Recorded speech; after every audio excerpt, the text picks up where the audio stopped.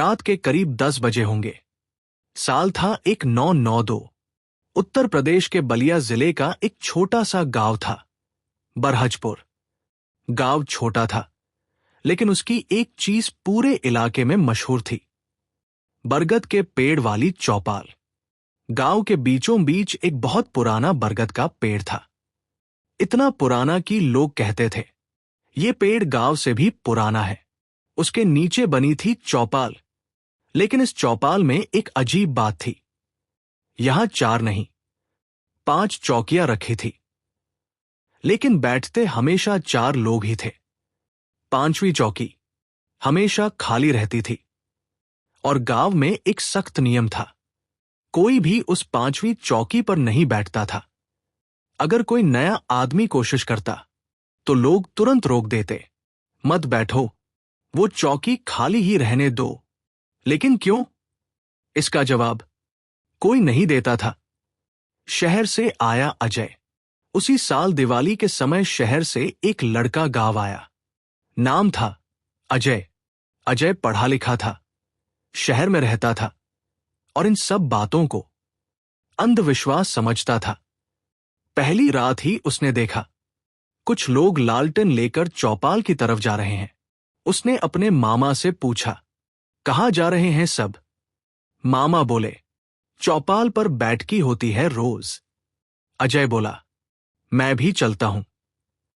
चौपाल की पहली रात। रात ठंडी थी, बरगद के पत्ते धीरे धीरे हिल रहे थे।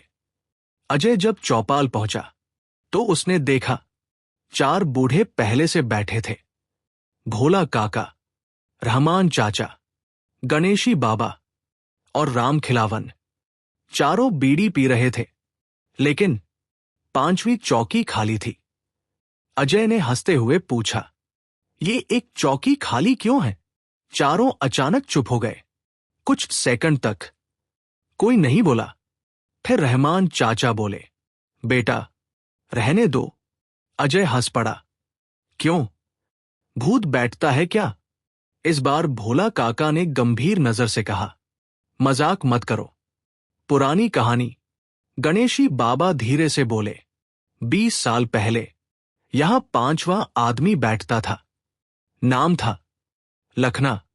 अजय ध्यान से सुनने लगा। वो भी हर रात इसी चौकी पर बैठता था। लेकिन एक रात बाबा रुक गए। अजय बोला, क्या हुआ? राम खिलावन ने धीमी आवाज में कहा। वो उठा और बोला, कोई मुझे बुला रहा है। और वो अंधेरे में चला गया। और सुबह वो यहीं मिला, इसी चौकी पर। आंखें खुली, चेहरा डर से जमे हुए, और उसके गले पर ऐसे निशान जैसे किसी ने पकड़कर दबाया हो। अजय का फैसला। अजय हंस पड़ा, अरे ये सब कहानी है, आज मैं उसी चौकी पर बैठूंगा। चारों बूढ़े एकदम घबरा गए। नहीं बेटा। लेकिन अजय नहीं माना और जाकर सीधे 5वीं चौकी पर बैठ गया। अजीब शुरुआत। कुछ सेकंड, कुछ नहीं हुआ। अजय बोला, देखा? कुछ भी नहीं। तभी बरगद के ऊपर से आवाज आई, ठाक, जैसे कोई भारी चीज कूदी हो। पास बैठा कुत्ता जोर जोर से रोने लगा।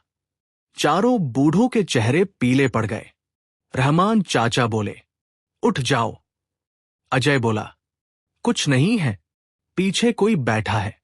तभी अजय को लगा, उसके पीछे कोई आकर बैठा है।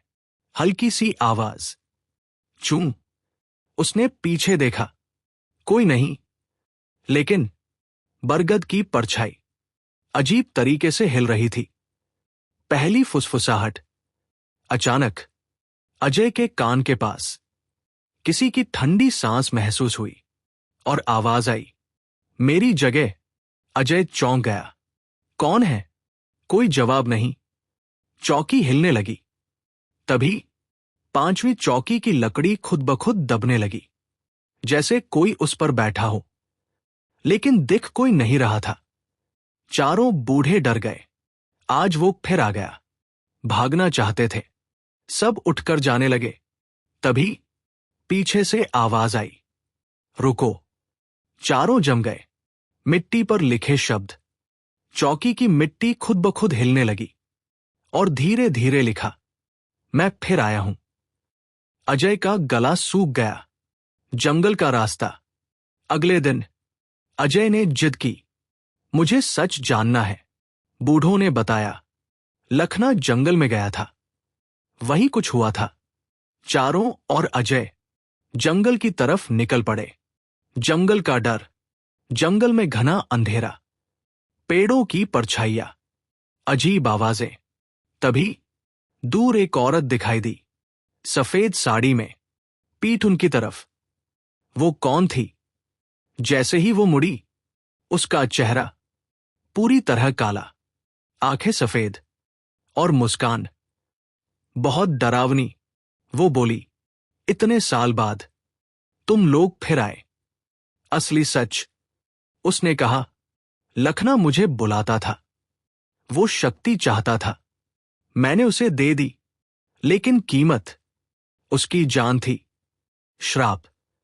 और अब हर 20 साल में एक नया आदमी चाहिए जो उस चौकी पर बैठे। अजय का दिल जोर से धड़कने लगा। हमला। अचानक जमीन से हाथ निकलने लगे। अजय को पकड़ लिया। वो चिल्लाया, बचाओ। ताबीज। गणेशी बाबा ने एक ताबीज दिया। इसे उसके पास फेंक। अजय भागा। औरत चिल्लाई, रुको। अंत। अजय ने ताबीज फेंक दिया। तेज धमाका हुआ। औरत चीखने लगी, धीरे धीरे धुएं में बदल गई और गायब हो गई। अगली सुबह चौपाल फिर शांत थी। 5वीं चौकी अब खाली नहीं थी। अजय बैठा। कुछ नहीं हुआ, सब खत्म हो चुका था। लेकिन रात को बरगद के पेड़ से धीमी आवाज आई। उस रात के बाद सबको लगा था कि श्राप खत्म हो गया है। अजय ने ताबीज फेंक दिया था। वो औरत गायब हो गई थी, लेकिन सच अभी बाकी था।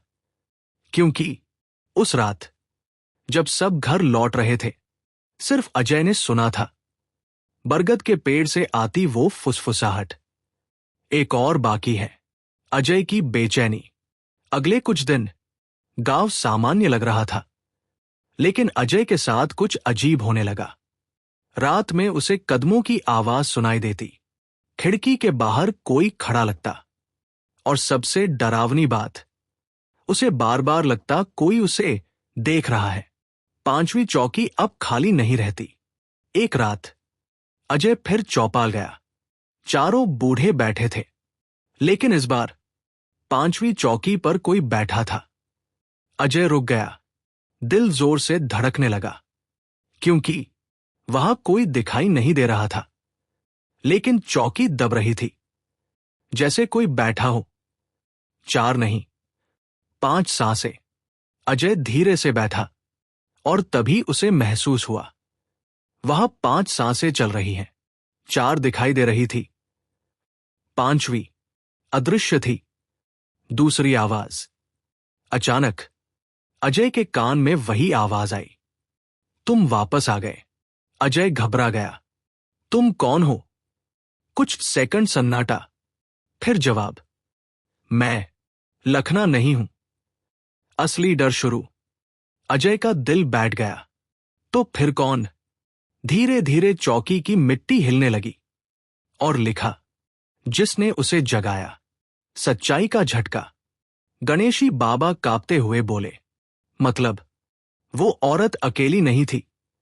रहमान चाचा बोले, कोई और भी था। भोला काका की आवाज टूट गई, जो उससे भी पुराना है। बरगद का राज। अजय ने पूछा, क्या मतलब?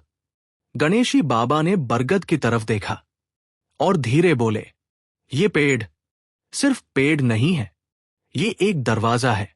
दरवाजा किसका? आत्माओं का। और जो शक्ति जंगल में थी, वो यहीं से आई थी। रात का सच।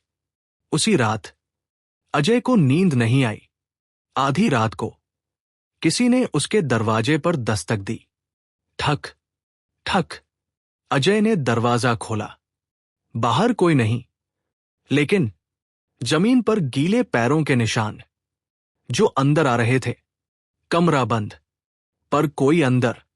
अजय पीछे मुड़ा। दरवाजा अपने आप बंद हो गया। कमरे में ठंडी हवा फैल गई और फिर आईना खुद ब खुद हिलने लगा। आईने में अजय ने देखा, आईने में उसके पीछे कोई खड़ा था, लंबा, काला, बिना चेहरे का। तीसरी आवाज। उसने कहा, अब मेरी बारी है। अजय चीख पड़ा, पीछे मुड़ा। कोई नहीं, लेकिन आईने में वो अभी भी खड़ा था। चौपाल की आखिरी रात। अगली रात अजय भागते हुए चौपाल पहुंचा। सबको बताया। गणेशी बाबा ने तुरंत कहा, आज आखिरी रात है, या तो सब खत्म होगा या सब खत्म हो जाएंगे। सच खुला। बाबा बोले, वो औरत सिर्फ एक माध्यम थी, असल शक्ति बरगद के अंदर है। तूफान। अचानक हवा तेज हो गई। बरगद के पत्ते जोर जोर से हिलने लगे और पेड़ के तने में दरार पड़ने लगी। दरार के अंदर से काला धुआं निकलने लगा और उसी धुएं से वही बिना चेहरे वाला साया बाहर आया। असली दुश्मन। उसने कहा, मैं इंतजार कर रहा था। लखना, एक गलती थी। अब असली खेल शुरू होगा। हमला। अचानक जमीन फट गई। चारों तरफ से हाथ निकलने लगे। गांव के लोग दूर से चिल्लाने लगे, अंतिम उपाय। गणेशी बाबा चिल्लाए, पेड़ को खत्म करना होगा, यही दरवाजा है। आग। अजय ने मशाल उठाई। दिल धड़क रहा था। वो पेड़ की तरफ दौड़ा। साया चिल्लाया, रुको। अंत की लड़ाई। हवा तूफान बन गई। अजय गिरते गिरते बचा, लेकिन उसने पूरी ताकत से आग बरगद पर फेंक दी। जलता हुआ दरवाजा। पेड़ में आग लग गई। साया दर्द से चिल्लाने लगा। धरती कांपने लगी। आखिरी शब्द। साया चीखा, ये खत्म नहीं हुआ, मैं वापस आऊंगा। सब शांत। कुछ मिनट बाद सब शांत हो गया। पेड़ आधा जल चुका था। हवा थम गई। अगली सुबह गांव वाले चौपाल आए। बरगद अब काला पड़ चुका था। 5वीं चौकी टूटी हुई थी। अजय की नजर। अजय ने देखा, मिट्टी पर लिखा था, दरवाजा बंद, लेकिन ताला नहीं। असली एंड। अजय ने गांव छोड़ दिया, कभी वापस नहीं आया। लेकिन आज भी रात में बरहजपुर गांव में बरगद के पास कदमों की आवाज आती है और कभी कभी 5वीं चौकी खुद ब खुद हिलती है।